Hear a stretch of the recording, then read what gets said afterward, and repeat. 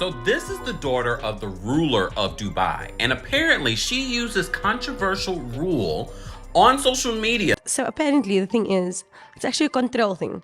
I don't know if I can speak about sheikhs. No, speak. So these guys actually pay these women to hold a strict diet for like 2 weeks so that they can know that they are in complete control of what that woman is putting into her body, and the girl needs shit on them. Welcome back to StarHush, where the tea stays hot and the shade cuts deep. And baby, nobody serves shade quite like 50 Cent when it comes to French Montana. If French so much as sneezes wrong, Fifth got a troll ready, polished, and waiting to launch. But this time, his trolling opened up a whole can of worms that's got people whispering, because apparently French ain't just running from drama, he might have sprinted into something even messier. You know, so I usually do my homework. I'll find somebody who knows somebody or something. If you give me some information, like, who is it? Like, who is he? And, you know, Frenchie, they got me the tape. They got me the tape of his mother's house, where his mom's work at. You know what I'm saying? The other cribs, the studios, stuff like that. That's the Cali tape. Right. Okay. I had all. So here's the headline floating around. French Montana is supposedly engaged to a Dubai princess worth a jaw-dropping $18 billion. Sounds like a fairy tale flex, right? To the casual fan, it looks like French graduated from local rapper antics to global royalty status overnight. But scratch the gold plating, and the story starts smelling real suspicious. Word on the block is that this engagement ain't about romance, it's about survival. See, French was tied at the hip with Diddler back in the day, and with the feds circling like vultures, digging into everyone who touched those infamous bad boy freak-offs, French allegedly decided it was time for an exit plan. And what's safer than disappearing into Dubai, where the skyscrapers shine, the Lambos glitter, and money practically rains from the sky? On paper, it sounds like a dream escape, but every paradise got shadows. Here's where it gets heavy. Folks who really know Dubai's underbelly say some of them royal circles are nothing to play with. The money, untouchable. The power, absolute. But the whispers about what goes down behind those palace doors, whew, scandalous doesn't even begin to cover it. For years, there have been rumors about princes collecting favorites, Western celebs getting flown out for situations so wild you couldn't even script them for HBO. And now suddenly, French Montana, who's known for chasing bags, throwing himself into the wildest parties, and cozying up to big money men, is conveniently wrapped up with a princess and sitting on a $7 billion safety net.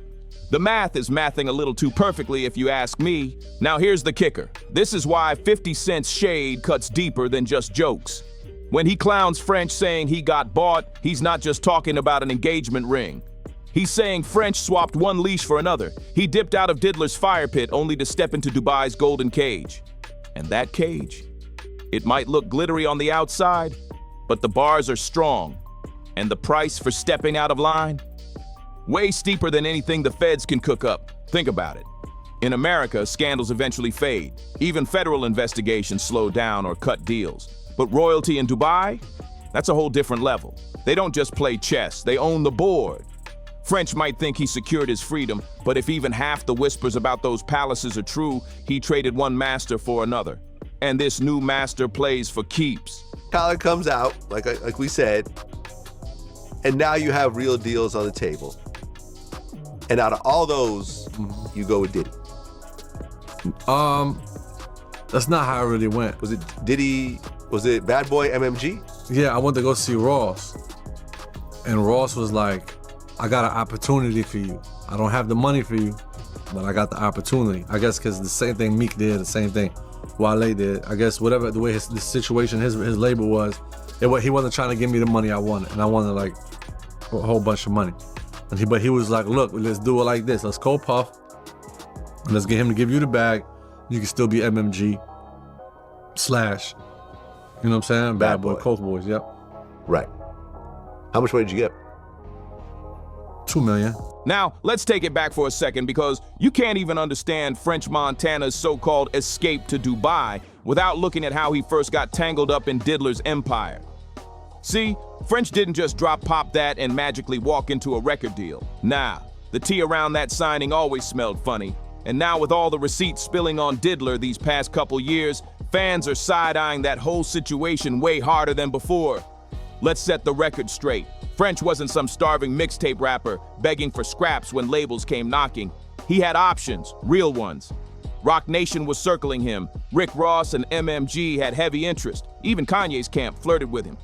But out of all those tables, French sat down with Diddler, the same man with a reputation for shady contracts, dark house parties, and extra requirements that had nothing to do with dropping bars. And that's where people started whispering, why would a man with so many doors open choose that one? Because Bad Boy wasn't just a label, it was a whole lifestyle. And according to the streets, sometimes the lifestyle was the real price of admission. Whispers say Diddler didn't just offer French a check, he offered him access. Access to the wild parties, the women, the so-called freak-offs, and the unspoken deal of play the game and you'll get rewarded. Fans been peeping the pattern ever since, and every flashback makes the story look messier. For one, French himself admitted he took less money up front than what Ross or Jay were putting on the table. So why throw away bigger checks to go with Diddler? 2, every time French popped up stumbling out of one of those infamous villas looking half alive, the internet clocked it. There are photos and clips floating from 2016 through 2019 that show French looking drained, and the timing always lined up with Diddler's private celebrations. Coincidence, please? The story got even nastier after Diddler's arrest in 2024. That's when ex-producers and industry insiders started speaking up, exposing how some deals weren't about music. They were about loyalty, silence, and joining activities that had nothing to do with the studio. One producer even claimed Diddler blackballed him after he refused to join one of those infamous sessions. So naturally, people look back at French's fast rise under Bad Boy and say, oh, we know what that means now. Now, is there a smoking gun receipt with French's name on it? Not yet, but the circumstantial tea is boiling over. You got Diddler gifting him his own Ciroc French vanilla flavor right after one of those all-night celebrations. You got that viral birthday video where Diddler's lounging in a robe while French is shirtless right next to him, both of them looking suspiciously comfortable. And you got French himself on record saying he wanted the big bag, and Puff, Diddler, was the only one willing to hand it over. To the casual fan, it looked like a regular label signing. But to the streets, it looked like a man making personal sacrifices for career elevation. And that's exactly why people are convinced French is playing the same game all over again in Dubai. Hi, guys. So here's where the rabbit hole really opens up. Summer 2024, French Montana shows up at Paris Fashion Week, not just flexing a new designer fit, but allegedly showing off a fiancé. And we're not talking about some regular Bronx love story either. This was Shiera, a princess tied directly to one of Dubai's ruling families. That's not romance, that's a power move, a straight chess play in broad daylight. See, around that exact same time, the feds back home were tightening their grip on Diddler.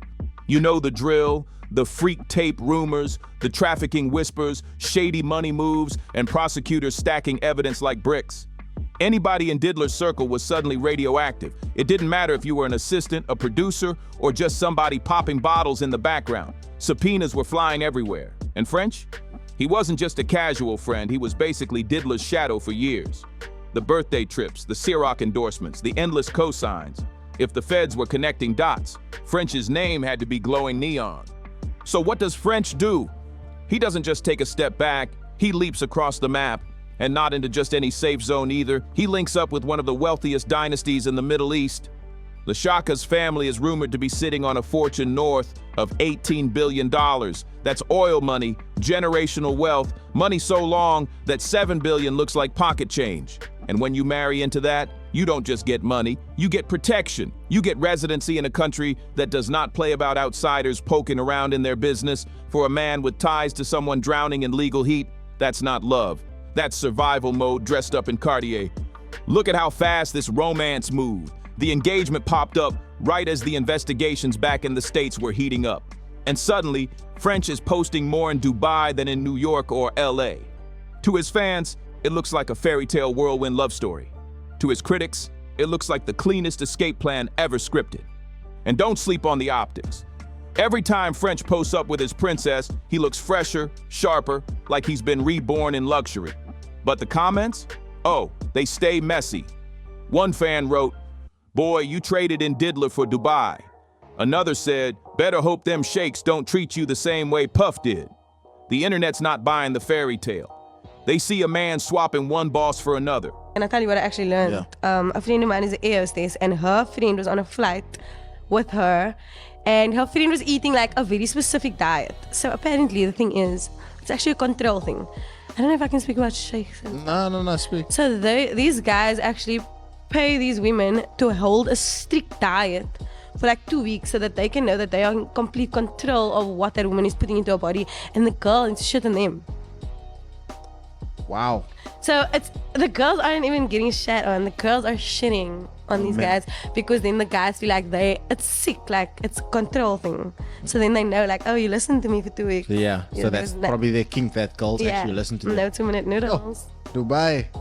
Here's the part French Montana probably wishes the blogs would skip, but we gotta talk about it. Running from Uncle Sam to the UAE don't always mean freedom. Sometimes it just means you signed a brand new contract you can't walk away from. See, Dubai loves to flex its shiny side. Lambos lined up like taxis, glass towers reaching into the clouds, pet cheetahs riding shotgun on yachts. But behind the sparkle, the whisper's been ugly for years. Influencers and celebs fly out wide-eyed, chasing that tax-free glam, then sneak back home, spilling tea about palace parties where outsiders weren't treated like people at all.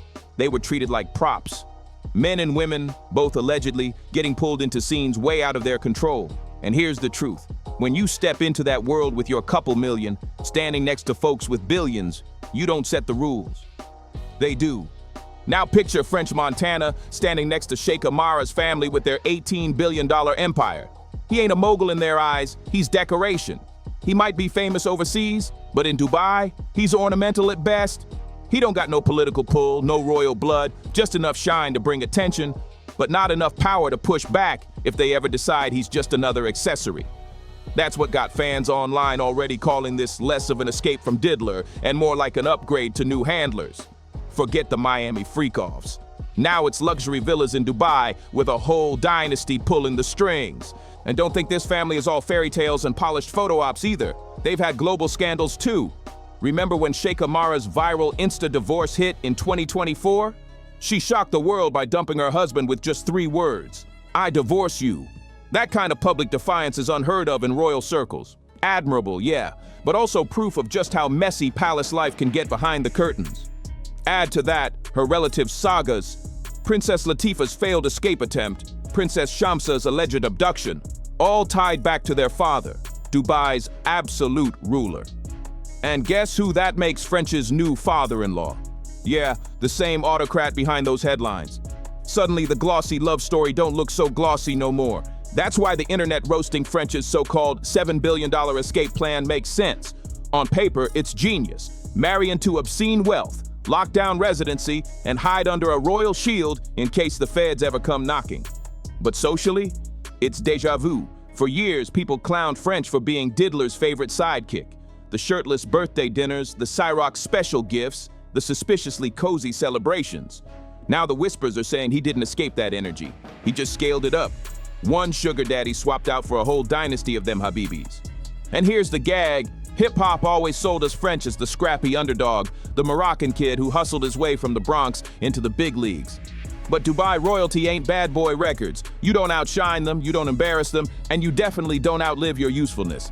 If even a piece of those palace whispers are true, French didn't ditch a velvet leash. He strapped on a golden cage. And I'm sure there were some other ones also. Yeah. I came to Steve Rifkin when I had Chopper Down. Mm-hmm. I walked in the office, it was him and Gabi. Yep. And Gabi was managing. I was like, yo, Steve, give me $200,000. Let me go make music. You know what I'm saying? Just let me. Steve was like, nah, I'll give it to you. Never got it. Never got it. I dropped Which is funny because Gabi's the president of SRC. Steve is like the CEO, but so I don't know what type of but weird. Steve makes the final call. Yeah. So I asked for $200,000. You know what I'm saying? And it's like. Now let's keep it all the way real. The person clowning French Montana the loudest ain't a blogger, ain't a random fan. It's none other than 50 Cent. And here's where it gets spicy. People think Fifth is just trolling for laughs, but what if these so-called jokes are actually warnings? Think about it. 50 has that energy where he'll roast you nonstop, but he's still the big bro who doesn't actually want to see you crash out in flames. For years, he's been jabbing at French, calling him a leftover, saying he's washed, brushing him off like he's irrelevant. But maybe, just maybe, he sees the setup French is stepping into. Because let's be honest, French didn't just run into Dubai for romance. He ran into a whole royal chessboard. And in that game, he ain't the king. He might just be the pawn. But here's the twist. French might not even see it that way. To the public, it looks like he traded one leash for another. To him, it probably feels like leveling up. Bronx-born, hustling mixtapes and stairwells, and now walking through golden palaces with billion-dollar security at his side. To outsiders, it screams caged bird. To French, it probably feels like a dream. Velvet seats, drivers on call, scandals getting erased before they hit the blogs. He might be living exactly how he always wanted. Not free, but comfortable beyond measure. And that's why 50's words cut so deep. Because under every meme, every shady post, there's that truth nobody wants to admit. 50 built his empire on standing alone, turning street power into business power, making himself untouchable by being the one in charge. Meanwhile, French may have flipped his grind into dependency, but in exchange, he secured the kind of insulation most rappers could only dream about. Who's really losing here? It's ironic, it's messy, and it's the paradox French Montana now lives in. The internet sees him as property. He probably feels like royalty. And maybe that's the wildest twist of all. 50 Cent might be dragging him on socials every chance he gets, but French could be sitting in a palace sipping tea, smiling to himself like, this was the plan all along. So now I'm asking you, did French escape one fire just to walk straight into another? Or did he pull the slickest power move we've seen in years? Tap into the comments, drop your thoughts, hit that like button, and don't forget to subscribe, because my stars and my hushers, the next chapter of this story is about to get even crazier.